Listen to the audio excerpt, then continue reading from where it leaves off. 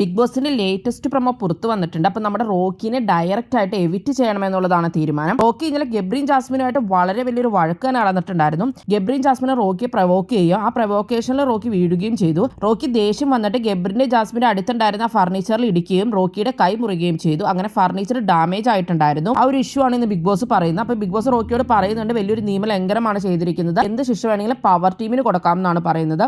Power ടീമിലുള്ള എല്ലാവരും കൂടെ ചേർന്ന് പറയുന്നത് ഡയറക്റ്റ് എവിഷൻ കൊടുക്കാം എന്നുള്ളതാണ്.